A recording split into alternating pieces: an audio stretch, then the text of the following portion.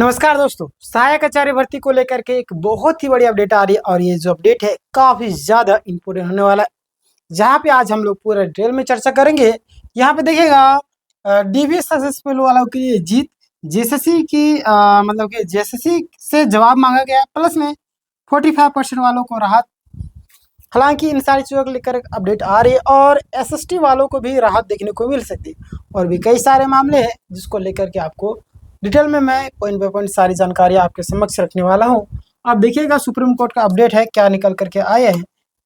अभी तक आपने हमारे चैनल को सब्सक्राइब नहीं किया कर लीजिएगा। देखिए, झारखंड सहायक आचार्य भर्ती 26,001 यानी 2026 का पॉइंट बाय पॉइंट पूरा डिटेल में जानकारी। सुप्रीम कोर्ट में क्या हुआ, तो झारखंड सहायक आचार्य भर्ती मामले में सुप्रीम कोर्ट में सुनवाई हुई है ना। आपको पता है लगातार सुनवाई चल रही है, चाहे आपका हाई कोर्ट हो चाहे आपका सुप्रीम कोर्ट है ना, दोनों जगह आपका सुनवाई चल रही है। और आप यहाँ पे देखिएगा कोर्ट ने सरकार और जेएसएससी यानी कि झारखंड कर्मचारी चयन आयोग से जवाब मांगा है। कोर्ट जो क्या बोले, जेएसएससी से जवाब मांगी है और कई मुद्दों पर जोरदार बहस से भी हुई है ना। लगातार इन सारी चीजों को लेकर के आपको अपडेट में देते रहता हूँ। कुछ मामलों में सुप्रीम कोर्ट ने सीधे नहीं माना और लेकिन हाई कोर्ट जाने का रास्ता खुला रखा है ना। देखिए, कुछ मामलों में जो है ना सुप्रीम कोर्ट ने सीधे नहीं माना, लेकिन जो है हाई कोर्ट जाने का जो है वो रास्ता वो आपका खुला रखा है। क्लियर, तो आप यहाँ से समझ सकते हो। आगे हम बात करते हैं। सबसे बड़ी जो आपका पॉजिटिव खबर क्या निकल कर के आ रही है, अभी तक का जो सिनेरियो है उसमें से जो पॉजिटिव चीजें निकल करके आ रही है वो क्या है। देखिएगा, प्रदीप कुमार का जजमेंट हटने की संभावना नजर आ रही है। कल की बहस के बाद ऐसा माना जा रहा है कि प्रदीप कुमार का जजमेंट से जो भी केस जुड़ा, मतलब प्रदीप कुमार का जो जजमेंट है केस से जुड़ा फैसला हट सकते हैं, यानी कि प्रदीप कुमार का जजमेंट हटने की संभावना नजर है। हालांकि देखने वाली बात ये होगी कि क्या हटेगी या नहीं हटेगी। देखिए यहाँ पे कि इससे कई सारे अभ्यर्थियों को राहत मिलने की भी उम्मीद है। आगे हम बात करेंगे सेकंड डिवी लिस्ट वाले अभ्यर्थियों की नियुक्ति को लेकर के, है ना। जो भी कैंडिडेट सेकंड डिवी लिस्ट करवा चुके हैं उनके लिए क्या संभावना बनी है, तो ध्यान देगा जिन उम्मीदवारों ने, जो भी कैंडिडेट है जिसने, एक सेकंड थोड़ा सा, हाँ,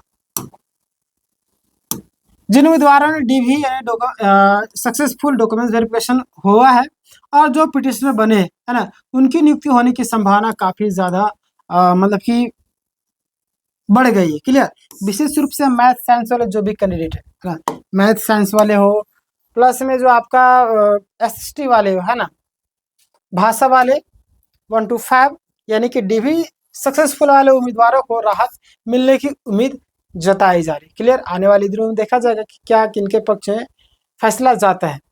हालांकि यहाँ पे देखिएगा आगे तो आपको समझ में आएगा कि किन मुद्दों को लेकर के हाई कोर्ट में भेजा गया है ना, किन मुद्दों को हाई कोर्ट में भेजा गया। तो देखिए, सुप्रीम कोर्ट में कुछ मामलों में कहा गया कि आप इस मुद्दे को हाई कोर्ट में रख सकते हैं, यानी कि हाई कोर्ट का रास्ता तो खोल दिया गया। बोला ठीक है, आप इस मुद्दे को आप हाई कोर्ट में रख सकते हैं। लेकिन यहाँ पे तीन जो आपका बड़े मुद्दे है वो कौन कौन है वो देख लीजिए आप। यहाँ पे तीन बड़े मुद्दे पहला आपके सामने आता है कि 45% वाला इशू को लेकर के, है ना।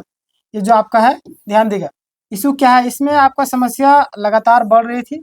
जिन अभ्यर्थियों का जो ग्रेजुएशन में 50 से कम नंबर थे ना, 50% से कम नंबर थे, जिन्होंने 2009 के बाद आपका बीएड किया है। क्लियर, जिन्होंने 2009 के बाद बीएड किया है उन्हें आपका 5% का रिलैक्सेशन चाहिए था।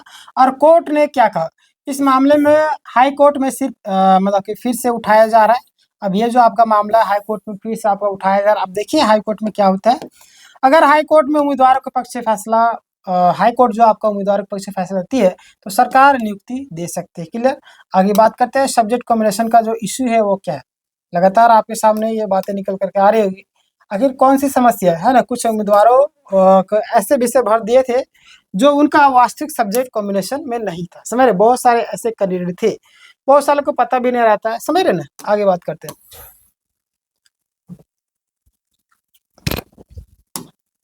सुप्रीम कोर्ट ने कहा कि उम्मीदवार हाई कोर्ट जा सकते हैं और यदि हाई कोर्ट से राहत मिलती है तो सरकार नियुक्ति दे सकती है। यानी कि सुप्रीम कोर्ट के द्वारा बोल देगा आप हाई कोर्ट जा सकते हैं, वहां से आपको जीत मिलती है तो आपका नियुक्ति आगे बढ़ेगा, है ना। मतलब नियुक्ति प्रक्रिया आपको बढ़ जाएगी। क्लियर, सरकार नियुक्ति दे सकती है। आगे बात करते हैं।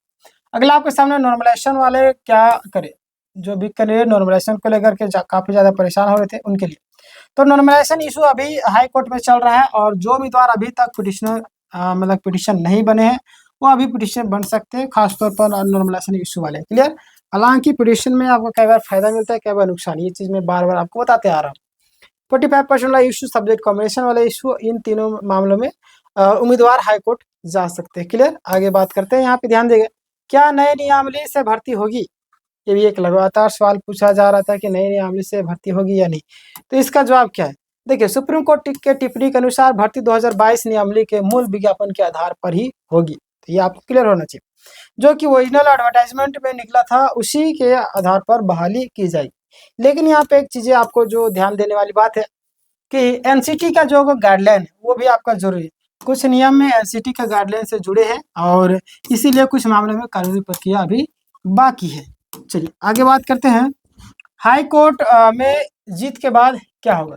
तो अगर हम बात करते हैं यदि हाई कोर्ट में जीत मिल जाती है तो क्या हो सकता है, तो जो बातें निकल करके आ रही ध्यान देगा, हाई कोर्ट में उम्मीदवारों के पक्ष से फैसला अगर दे देती है तो सरकार और सरकार मान जाती तो नियुक्ति मिल सकती है। लेकिन अगर सरकार आदेश नहीं मानती तो फिर उम्मीदवारों को दोबारा कोर्ट का रास्ता अपनाना पड़ेगा। समझ रहे, यानी कि सुप्रीम कोर्ट जाना पड़ सकता है। आगे देखिए, पॉइंट नंबर 9, डीबी सक्सेसफुल वाले को लिए क्या करना चाहिए? जो भी कैंडिडेट डीबी सक्सेसफुल हो चुका है उनको अब क्या करना?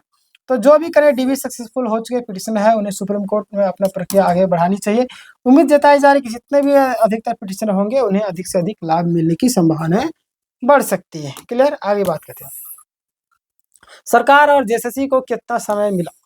तो अगर हम बात करें तो यहाँ पे ध्यान दीजिएगा, सुप्रीम कोर्ट ने सरकार और जेएसएससी को 4 हफ्ते का समय दिया और लोग कंफ्यूज क्यों हैं? क्योंकि एक बड़ा यहाँ पे एक अहम मुद्दा है और अहम बात है जो आपको ध्यान देना चाहिए।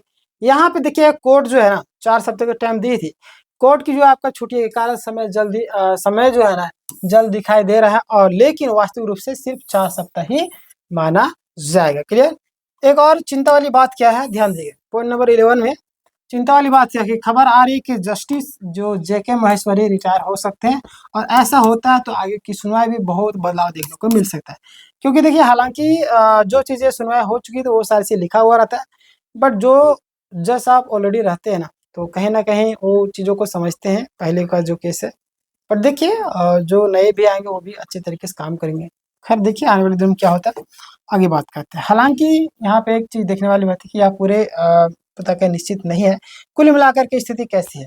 तो अगर हम बात करते हैं फिलहाल की, तो फिलहाल सबसे ज़्यादा पॉजिटिव संकेत है डीबी सक्सेस वाले जो भी उम्मीदवार के लिए प्रदीप कुमार का जजमेंट हटने की संभावना है। हाई कोर्ट में दोबारा मौका मिल सकता है ना, मतलब केस करने का। 45% और सब्जेक्ट कॉम्बिनेशन वालों को राहत की उम्मीद बची हुई। चलिए अब आपको आगे क्या करना, तो अगले चरण में आपको आगे के मैं बता रहा हूँ, ध्यान दीजिएगा आप लोग कि सरकार और जेएसएससी जवाब देंगे और हाई कोर्ट में मामला फिर से उठेंगे। ठीक है, जो आगे होगा अगले चरण में डीबी सक्सेसफुल उम्मीदवारों को कोर्ट में प्रक्रिया आगे बढ़ेगी और कोर्ट के आदेश के बाद नियुक्ति प्रक्रिया आगे बढ़ सकती है। क्लियर।